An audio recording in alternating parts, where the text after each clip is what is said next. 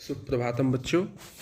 आज हम लोग सेमसी द्वितीय भाग के चतुर्थ पाठ प्रजानुरंजको नृपः इस अध्याय पर चर्चा करेंगे, परिचर्चा करेंगे, इसका अध्ययन करेंगे। अध्याय का नाम है प्रजानुरंजको नृपः। प्रजायाः अनुरंजकः नृपः। प्रजा का अनुरंजक अर्थात पालन पोषण करने वाला, प्रजा का पालन करने वाला या प्रजापालक नृपः राजा। प्रस्तुत अध्याय संस्कृत जगत के मूर्धन्य कवि कुलगुरु कालिदास, महाकवि कालिदास द्वारा रचित रघुवंश महाकाव्यम के प्रथम सर्ग से लिया गया है। इस अध्याय में जिन खंड को लिया गया है इस महाकाव्य से, उसमें ये दिखाया गया है कि राजा के अंदर कौन से गुण होने चाहिए। एक राजा के, एक शासक के अंतर्गत किन किन गुणों का होना आवश्यक है, राजा को अपने प्रजा के कल्याण के लिए क्या क्या कार्य करने चाहिए, उनका जीवन कैसा होना चाहिए, उनकी दिनचर्या कैसी होनी चाहिए, उनका अर्थात एक तरीके से कहा जाए कि एक राजा के जो भी मनसा वाचा कर्मणा है, जो भी मन से वो सोचे, सही सोचे, उनके वचन का महत्व होता है, उनके कार्यों का महत्व होता है। तो सभी चीज़ों पर इसमें चर्चा की गई है, संक्षिप्त रूप में ही चर्चा की गई है। तो राजा के अंतर्गत कौन से गुण होने चाहिए, प्रजा के कल्याण के लिए वो क्या क्या करे, कैसे उसके राज्य में प्रजा सुखी हो, कौन से कल्याणकारी कार्य किए जाए, इन सभी चीज़ों का इस अध्याय में वर्णन किया गया है। और इन गुणों को किसके माध्यम से दिखलाया गया है, तो महाकवि कालिदास द्वारा रघुवंश महाकाव्य में रघुकुल के जो राजा थे, रघुवंश के जो राजा थे, दिलीप, अज, रघु, राम, जितने राजा हुए, रघुकुल के 31 राजाओं का वर्णन है रघुवंशम में। तो उन राजाओं का वर्णन किया गया है और उनकी दिनचर्या को बतलाया गया है, उनके गुणों को बतलाया गया है। इसी विषय पे इस पे चर्चा है। तो पहला श्लोक है, त्यागाय संभृतार्थानां सत्याय मितभाषिणां यशसे विजिगीषुणां प्रजायै गृहमेधिनां। कि जो रघुवंशी राजा थे वे संभृतार्थानां, संभृतम अर्थानां अर्थात धन इकट्ठा क्यों करते थे, तो त्यागाय, त्यागाय संभृतार्थानां, त्यागाय अर्थात दान देने के लिए रघुवंशी राजा धन इकट्ठा करते थे। सत्याय मितभाषिणाम, वो मितभाषी क्यों होते थे, मितभाषिणाम, मितभाषी क्यों थे रघुवंशी राजा, सत्याय, सत्य बोलने के लिए। तो सत्य बोलने के लिए राजा जो थे वो मितभाषी थे, अर्थात रघुवंशी राजा कम बोलने वाले थे लेकिन सत्य बोलते थे। व्यक्ति जितना ज़्यादा वात्यायी होता है, जितना ज़्यादा वो बोलता है, उसके सत्य बोलने की संभावना उतनी ही कम होती जाती है। ऐसा नहीं है कि वो झूठ ही बोलता है, लेकिन संभावना उसके झूठ बोलने की बढ़ जाती है। तो रघुवंशी सत्याय मितभाषिणाम, सत्य बोलने के लिए मितभाषी थे। यशसे विजिगीषुणाम, वह विजय की कामना क्यों करते थे, विजय गीषुणाम, विजय की इच्छा क्यों करते थे, यशसे, यश के लिए, अर्थ के लिए या धन के लिए वह विजय की कामना नहीं करते थे, अपितु यशसे, यश के लिए, प्रसिद्धि के लिए वह विजय की कामना करते थे।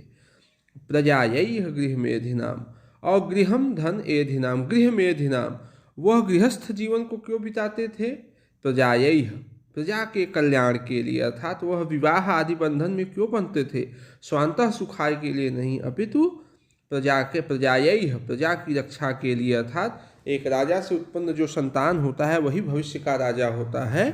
तो गृह मेधिनाम किम, तो प्रजायै, प्रजा के कल्याण के लिए, प्रजा की कामना के लिए रघुवंशी राजा विवाह आदि करते थे। तो इसमें आप देखेंगे त्यागाय, सत्याय, यशसे, प्रजायै, इसमें चतुर्थी विभक्ति का प्रयोग किया गया है दायोगे, कि जिसके लिए हम किया जाए, जिसके लिए हम कोई कार्य करते हैं, दान देते हैं, उसमें चतुर्थी होता है। तो त्यागाय संभृतार्थानाम, वो दान देने के लिए धन इकट्ठा करते थे। सत्याय मितभाषिणाम, सत्य बोलने के लिए मितभाषी थे, कम बोलते थे रघुवंशी राजा। कि हम ज़्यादा बोलेंगे तो उसमें अशुद्धता या असत्यता हो जाएगी। यशसे विजिगीषुणाम, यश प्राप्ति करने के लिए विजय की कामना करते थे, युद्ध आदि करते थे। विजिगीषुणाम और प्रजायैः गृहमेधिनाम, और प्रजा के कल्याण के लिए, प्रजा की रक्षा के लिए वह गृहमेधिनाम विवाह आदि बंधनों में बंधते थे। अर्थात उनके विवाह आदि बंधनों में बंधने का जो मूल कारण था, मूल उद्देश्य था कि प्रजा का कल्याण हो, इसलिए विवाह आदि करते थे। तो समृत धन अर्थानाम समृतार्थानाम मितभाषिणाम, फिर है यशसे, यशसे में भी चतुर्थी विभक्ति। त्यागाय, त्यागाय अर्थात दानाय, दायोगे दान देने के लिए। प्रजायै, प्रजा के लिए। इस श्लोक में अनुष्टुप छंद है, इसका जो लय है, लय में भी बता दे रहे हैं। त्यागाय समृतार्थानाम सत्याय मितभाषिणाम यशसे विजिगीषूणाम प्रजायै गृहमेधिनाम। अर्थात रघुवंशी राजा जो थे वो त्यागाय, दान देने के लिए धन आदि इकट्ठा करते थे।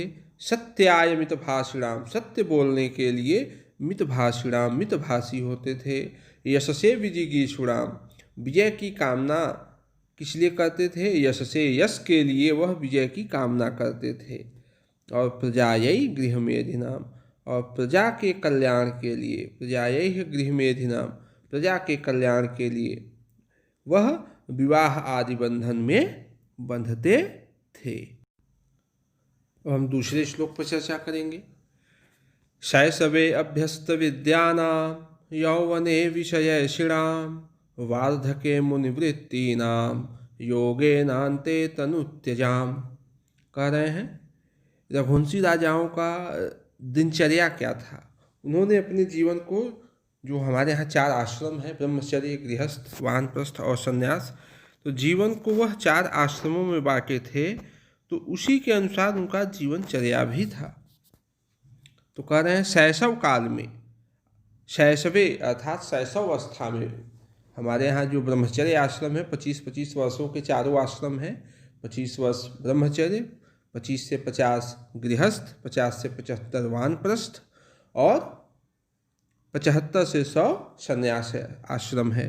तो जो हमारा शिक्षा ग्रहण करने का काल होता है वह ब्रह्मचर्य आश्रम होता है। तो कहें शैशवे अभ्यस्त विद्यानाम, रघुवंशी राजा शैशव काल में, बाल्यावस्था में विद्यानाम अभ्यस्त, विद्या का, विभिन्न प्रकार के ज्ञान और विज्ञान का वह अभ्यास करते थे। शैशवे अभ्यस्त विद्यानाम, रघुवंशी राजा शैशव काल में विद्याओं का अभ्यास करते थे। यौवने विषयैषिणाम, और यौवन काल में, युवावस्था में, अर्थात जब वह ब्रह्मचर्य आश्रम को पूरा करके जब वो गृहस्थ जीवन में प्रयोग करते हैं तो विषयैषिणाम, विषयः धन ऐषिणाम, विषयैषिणाम, विषयों का उपभोग करते थे। विषय अर्थात गृहस्थ जीवन और भौतिक सुख सुविधाओं का वो उपभोग करते थे। तो यौवने विषयैषिणाम, हमारे यहाँ जीवन को, जो गृहस्थ जीवन है वह भी सुख भोगने के लिए नहीं है, वह भी धर्मार्थ के लिए ही प्रयोग किया गया है। धर्मार्थ कार्य के लिए ही गृहस्थ आश्रम की स्थापना हुई है। तो कह रहे हैं यौवने विषयैषिणाम, यौवन काल में विषयों का वह उपभोग करते थे। वार्धके मुनिवृत्तीनाम, संपूर्ण जिम्मेदारी को वह गृहस्थ आश्रम में पूरा करने के बाद वार्धके, जब वृद्धावस्था नजदीक आती है तो मुनिवृत्तीनाम, किसके समान वह जीवन व्यतीत करते हैं? मुनि, मुनि के समान वह वृत्ति, अपने आचरण को, अपने जीवनचर्या को परिवर्तित करते हैं, मुनि के समान जीवन यापन करते हैं। तो वार्धके अर्थात वृद्धावस्था की जब प्रारंभ होते हैं, 50 के बाद की जो अवस्था होती है, तो वार्धके अर्थात उत्तरार्ध में जब वो जाते हैं तो मुनिवृत्ति नाम, मुनि के समान जीवनचर्या जीते हैं। जप तप आदि के माध्यम से अपने आकांक्षाओं और इच्छाओं पर वह नियंत्रण करते हैं। और जो चतुर्थ आश्रम है योगेनान्ते तनुत्यजाम, और अंते और अंत में अर्थात संन्यास आश्रम में योगेन धन अंते योगेनान्ते, और अंत में योगेन, योग के माध्यम से, अर्थात तप आदि के माध्यम से, जप तप ध्यान आदि के माध्यम से तनु त्यजाम, इस शरीर का वह त्याग करते थे। प्रथम श्लोक में रघुवंशी राजाओं के विषय में बतलाया गया कि वह धन क्यों इकट्ठा करते थे, स्वांतः सुखाय के लिए वह कोई कार्य नहीं करते थे। एक तरीके से देखा जाए तो एक राजा के अंदर क्या गुण होना चाहिए, एक राजा को स्वांतः सुखाय नहीं देखना चाहिए, वह परोपकारार्थ उस उच्च पद पे आसीन है तो उसको परोपकार करना चाहिए। तो वैसे ही रघुवंशी राजाओं के माध्यम से यह बतलाने का प्रयास किया जा रहा है कि राजा के अंतर्गत कौन से गुण होना चाहिए।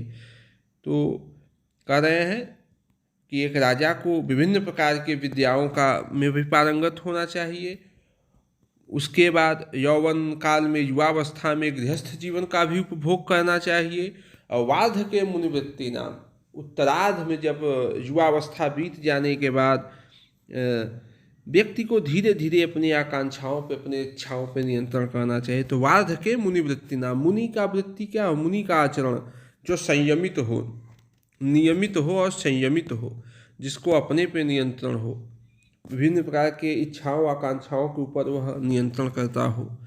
और योगेनान्ते तनुच्यताम, और अंत में योग के माध्यम से, अंत में अर्थात अंतिम अवस्था संन्यास अवस्था में योगेन, योग के माध्यम से तनुत्यजाम, इस तन का, इस शरीर को वह त्याग करते थे। इसमें जो व्याकरण, सामान्य व्याकरण है, शैशवे शैशवे अभ्यस्त विद्यानाम, विद्यानाम विषयेषिणाम वार्धके मुनिवृत्तीनाम योगेनान्ते, योगेन धन अन्ते तनुत्यजाम, तनुः धन त्यजाम, तनुत्यजाम। दूसरे श्लोक में रघुवंशी राजाओं के दिनचर्या को बतलाया गया, जीवनचर्या को बतलाया गया, उनका जीवन किस प्रकार से बीतता था, उन्होंने अपने जीवन के विभिन्न कालों को किस प्रकार से व्यतीत करते थे, इस विषय में बतलाया गया। अब हम आगे तीसरे श्लोक पर चर्चा करेंगे। रघूणाम अन्वयम वक्षे तनुवाग विभवोऽपि सन् तद्गुणैकर्णमागत्य चापलाय प्रचोदितः। इस श्लोक में महाकवि कालिदास अपनी अल्प बुद्धि का यहाँ परिचय दे रहे हैं। प्रकांड विद्वान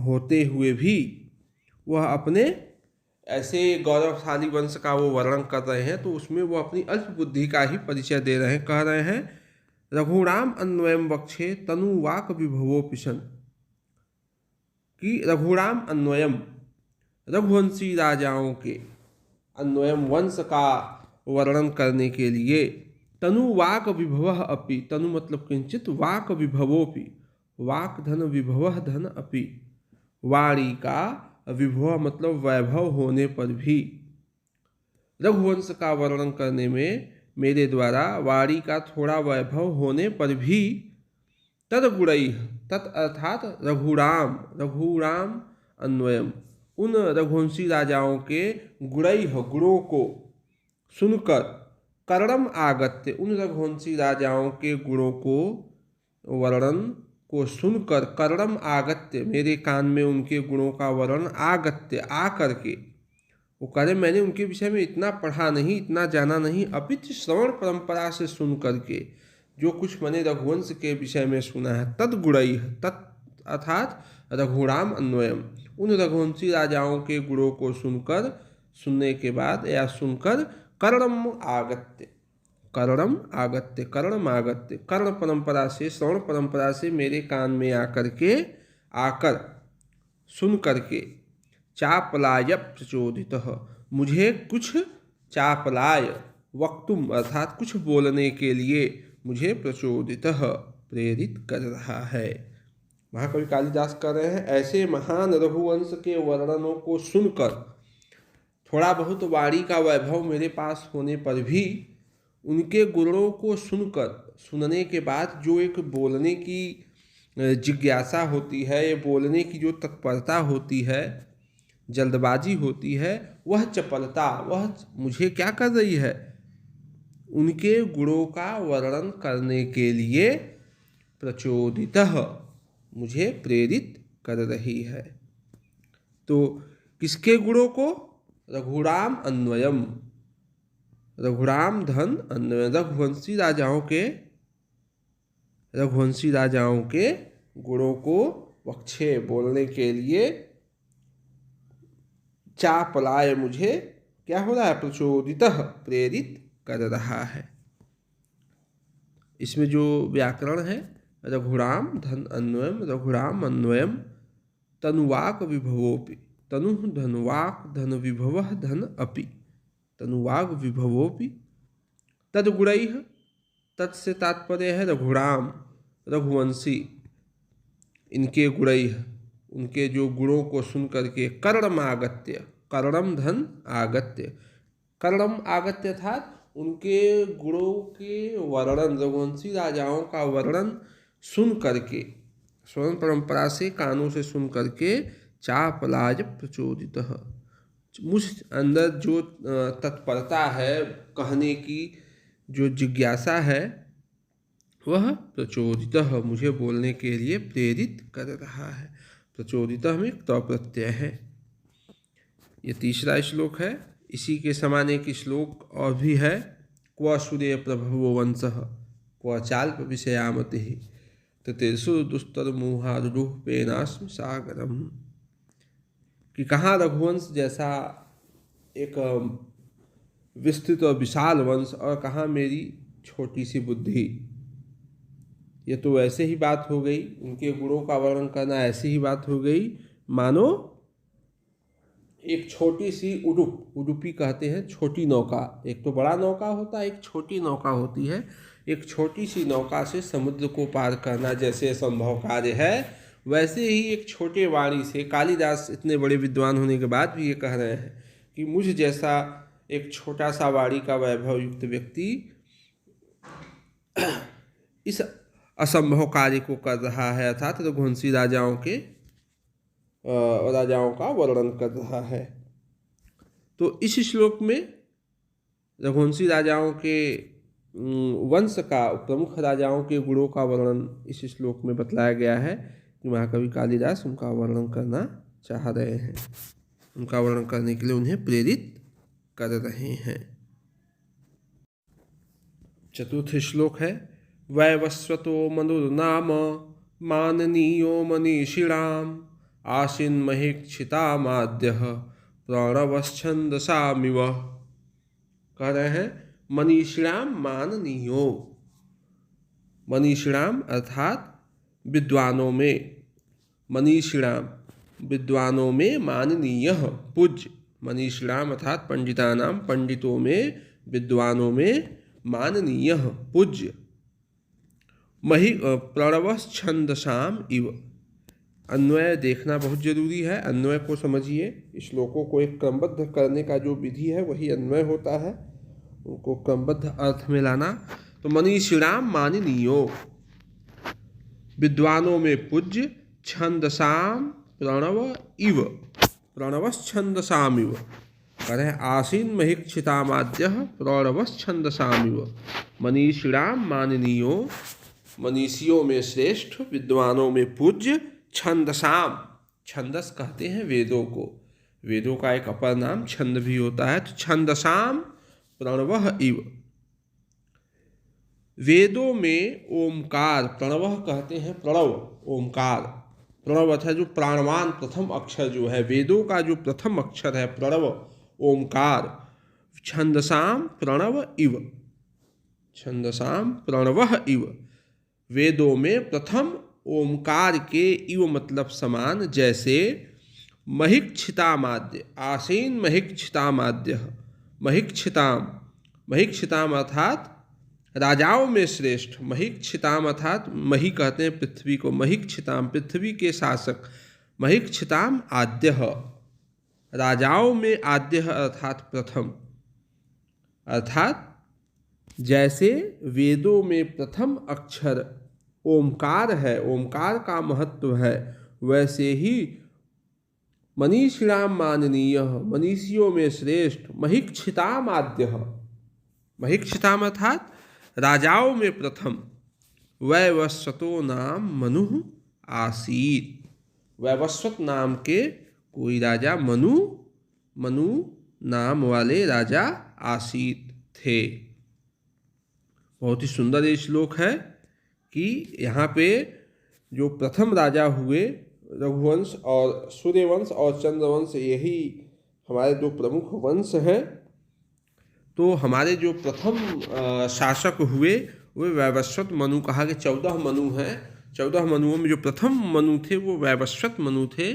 तो कह रहे हैं जैसे प्रणवस छंदसामिव, इनकी तुलना किसकी उपमा दी गई है? जैसे प्रणवस छंदसाम इव, छंदसाम वेदों में प्रथम ओमकार के समान। जैसे वेदों में प्रथम अक्षर ओम है, पहला ऋग्वेद का प्रथम मंत्र है ओम अग्निमीडे पुरोहितम यज्ञस्य देवदित्विजम होतारम रत्न धातुमम।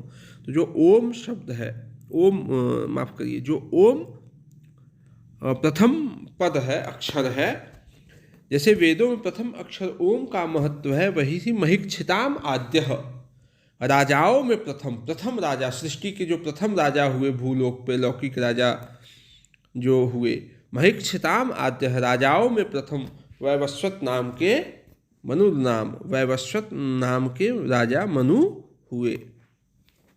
वैवस्वतः मनु नाम, विवस्वान के जो पुत्र थे, वैवस्वत नाम के मनु आसीत थे। अब मनु धन नाम मनुर नाम, मनीषिणाम माननीय, मनीषिणाम में षष्ठी विभक्ति बहुवचन, मनीषियों में श्रेष्ठ, बहुत से लोगों में श्रेष्ठ, मनीषिणाम राजाओं में के पूज्य, मनीषिणाम माननीय, राजाओं के पूज्य, पंडित विद्वानों में पूजनीय, आसीत धन महिक्षिताम धन आद्यः। जब इनको हम संधि विच्छेद करेंगे तो आसीत धन महिक्षिताम धन आद्यः, आसीन महिक्षिताम आद्यः ये बनेगा। फिर है प्रणवस छंदसामिव, प्रणवः धन छंदसाम धन इव, प्रणवस छंदसामिव, ये इसका संधि विच्छेद है। प्रणव का अर्थ क्या है? ओंकार, ओम। छंदसाम कहते हैं वेदों को। तो मनीषिणाम माननीय, विद्वानों में पूज्य, वेदों में प्रथम अक्षर ओंकार के जैसे, महिक्षिताम आद्यः, राजाओं में प्रथम वैवस्वत नाम के मनु आसीत हुए थे। ये इसका अर्थ हुआ। अगला श्लोक है तदन्वये शुद्धिमति प्रसूतः शुद्धिमत्तरः दिलीप इव राजेन्दु इंदु क्षीर निधाविव। कह रहे हैं शुद्धिमति, पवित्र हृदय वाले, पवित्र बुद्धि वाले, तदन्वये, तत् अर्थात वैवस्वत मनु के, उस मनु के वंशे, अन्वय वंशे, तदन्वये, शुद्धिमति तदन्वये, शुद्ध हृदय वाले, शुद्ध पवित्र हृदय वाले, तदन्वये, उस मनु के वंश में, शुद्धिमत्तरः, अत्यधिक पवित्र, दिलीप इति, यहाँ जो इव शब्द है, दिलीप इव गलत है, इव के स्थान पर इति होगा, दिलीप इति, दिलीप नाम से प्रसिद्ध, राजेन्दुः, राज्ञाम इंदुः, राजेन्दुः यह समास होगा और संधि होगी, संधि विच्छेद होगा, राजा धन इंदुः, धन इंदुः, राजेन्दुरिंदुः। तो शुद्धिमत्तरः, अत्यधिक पवित्र हृदय वाले, दिलीप नाम से प्रसिद्ध, राजेन्दुः, राजाओं के इंदु अर्थात राजाओं के चंद्रमा, यहाँ चंद्रमा से तात्पर्य श्रेष्ठ से है, राजाओं में श्रेष्ठ, क्षीर निधौ इंदुः इव प्रसूतः, क्षीर सागर से उत्पन्न हुए, इंदुः इव, चंद्रमा के समान, प्रसूतः, उत्पन्न हुए। यहाँ राजा दिलीप की तुलना किससे की गई है? उन्हें राजेंदु कहा गया है, अर्थात राजाओं में श्रेष्ठ। जैसे राजाओं में श्रेष्ठ राजा दिलीप हुए तो उनकी तुलना की गई है, उनकी समानता बतलाई गई है। क्षीर निधौ धन इव, क्षीर निधाविव, क्षीर निधौ, क्षीर सागर से उत्पन्न हुए, इंदुः इव, चंद्रमा के समान, वह राजा दिलीप प्रसूतः, उत्पन्न हुए। प्रसूतः में तो प्रत्यय है। यहाँ शुद्धिमती, शुद्धिमती में मतु प्रत्यय है। शुद्धिमत्तरः में तरप प्रत्यय है। और तदन्वय का संधि विच्छेद होगा तत् धन अन्वय। तत् अर्थात तत् मनु वंशे, उस वैवस्वत मनु के वंश में। अन्वय अर्थात वंशे, शुद्ध हृदय वाले तदन्वय उस मनु के वंश में। शुद्ध मत्रः अत्यधिक पवित्र दिलीप इति, दिलीप नाम से प्रसिद्ध राजेन्दु, राजाओं में श्रेष्ठ। क्षीर निधौ इंदु इव प्रसूतः, क्षीर राजाओं में श्रेष्ठ राजा अर्थात क्षीर सागर से उत्पन्न हुए चंद्रमा के समान प्रसूतः उत्पन्न हुए। यहाँ राजा दिलीप की तुलना किससे की गई है? क्षीर सागर से उत्पन्न हुए चंद्रमा से। राजाओं में चंद्रमा कौन थे? राजाओं में श्रेष्ठ राजा दिलीप थे। तो वैसे ही क्षीर सागर से उत्पन्न हुए जो सबसे श्रेष्ठ तत्व था वह चंद्रमा था। तो यहाँ एक इंदु का अर्थ है श्रेष्ठ और दूसरे इंदु का अर्थ है चंद्रमा। तो तदन्वये शुद्धिमती प्रसूतः शुद्धिमत्तरः दिलीप इव राजेन्दु रिन्दुः क्षीर निधाविव। शुद्धिमति तदन्वये शुद्धिमत्तरः दिलीप इति राजेन्दुः क्षीर निधौ इंदुः इव प्रसूतः, यह इसका अन्वय हुआ। अगला श्लोक है आकार सदृशः प्रज्ञः प्रज्ञया सदृशागमः आगमैः सदृशारंभः आरंभ सदृशोदयः। कह रहे हैं आकार सदृशः प्रज्ञः।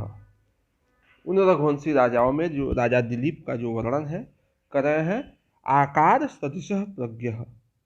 वे राजा दिलीप उनकी जैसी आकार थी, उनकी जैसी आकृति था, उनका जैसा स्वरूप था, उनका शारीरिक सौष्ठव जैसा था, जैसा उनका स्वरूप था उसी के अनुकूल सदृश, उसी के समान उनकी प्रज्ञा, उनकी बुद्धि थी।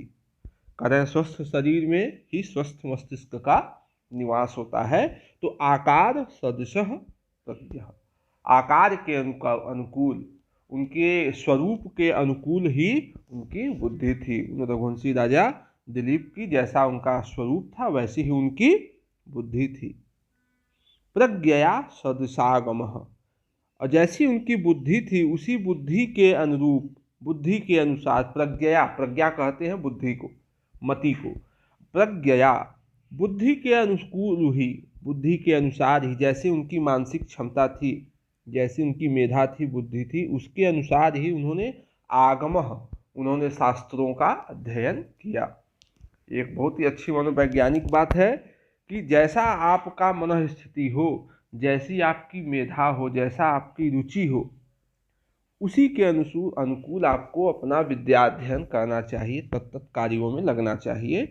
तो कह रहे हैं जैसे आकार सदृश प्रज्ञः, अपने अवस्था के अनुकूल, अपने आकार, अपने स्वरूप के अनुकूल उनकी बुद्धि थी।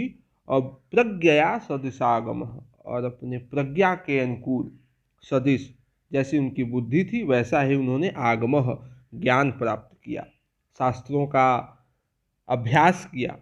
आगमैः सदृशारंभ, और जिस प्रकार का उन्होंने शास्त्रों का अभ्यास किया उसी के अनुकूल, जैसा उन्होंने आगम किया, जैसा उन्होंने ज्ञान प्राप्त किया, आगमैः, और अपने ज्ञान के अनुकूल ही उन्होंने सदृशारंभ, उन्होंने अपने कार्यों को प्रारंभ किया। जैसे उन्होंने शिक्षा ली, जिस प्रकार की उन्होंने अस्त्र शस्त्रों की शिक्षा ली, विभिन्न प्रकार के आगम और निगम ग्रंथ, आगम ग्रंथ वेदों को कहते हैं, और उनसे जो निकले हुए ग्रंथ हैं उन्हें निगम कहते हैं।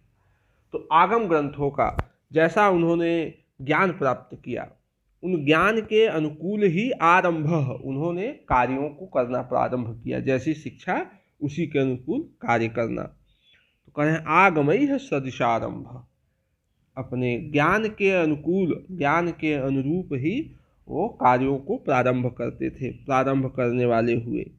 और आरंभ सदृशोदयः, और जिस प्रकार का उन्होंने, जैसा उन्होंने कार्य प्रारंभ किया, जिस प्रकार का उन्होंने कार्य किया उसी के अनुकूल उदय, उनके अभ्युदय हुए, उनको सफलता की प्राप्ति हुई। तो प्रत्येक छात्र के लिए आज हम सभी लोग गाइडेंस और काउंसलिंग देखते हैं, परामर्श सलाह दिया जाता है कि बच्चे की बुद्धि अगर तेज है तो उसको इस क्षेत्र में लिया जाए, साइंस में भेजा जाए, कॉमर्स में भेजा जाए। तो इसका मूल आधार क्या है? उसकी रुचि और उसकी मानसिक क्षमता। तो उसी का यहाँ वर्णन है कि रघुवंशी राजा जो थे वह अपने स्वरूप के अनुकूल उनकी बुद्धि थी, जैसा उनके स्वरूप के अनुसार उनकी बुद्धि थी, उसी प्रज्ञा के अनुकूल, तृतीया विभक्ति प्रज्ञा, अपने प्रज्ञा के अनुकूल सदृशागमः, अपने ज्ञान के अनुकूल ही प्रज्ञा बुद्धि के अनुरूप ही वह आगमः ज्ञान प्राप्त करते थे, शास्त्रों का अभ्यास करते थे। और आगमैः सदृशारंभः, और जैसा वह ज्ञान प्राप्त किए उसी के अनुकूल उन्होंने कार्यों को करना प्रारंभ किया। और आरंभ सदृशोदयः, और जिस प्रकार के उन्होंने कार्य प्रारंभ किए अपने शिक्षा के अनुकूल, उसी के अनुरूप उनको वांछित फल की प्राप्ति भी होती थी। इसमें जो बहुत ज़्यादा इसमें व्याकरण नहीं है, प्रज्ञा षष्ठी विभक्ति है, आगमैः तृतीया होगा, सदृशारंभ सदृश धन आरंभ, सदृशारंभ। तो आकार सदृश प्रज्ञया सदृशागमः, आगमैः सदृशारंभ, आरंभ सदृशोदयः। रघुवंशी राजा अपने आकार के अनुकूल, आकार के अनुरूप, अपने स्वरूप के अनुरूप उनकी बुद्धि थी। अपने बुद्धि के अनुरूप ही उन्होंने आगमः शास्त्रों का अभ्यास किया, ज्ञान प्राप्त किया। आगमैः सदृशारंभः, और अपने ज्ञान के अनुकूल ही उन्होंने कार्य प्रारंभ किया। ऐसा नहीं कि पढ़े कुछ कार्य करे कुछ। जैसे उन्होंने ज्ञान प्राप्त किया उसी के अनुसार, उसी के अनुकूल उन्होंने अपने कार्यों को करना प्रारंभ किया। और आरंभ सदृशोदयः, और जिस प्रकार का उन्होंने कार्य करना प्रारंभ किया उसी के अनुकूल उनको फल की भी प्राप्ति होती थी। उदयः सदृशोदयः, सदृश धन उदयः सदृशोदयः, उसी के अनुकूल उनको वांछित फल की प्राप्ति भी होती थी। सेमश्री द्वितीय भाग के इस अध्याय के ये 6 श्लोकों का ये प्रथम भाग हमने बनाया। अगले वीडियो में 7 श्लोक से शुरू करेंगे। धन्यवाद।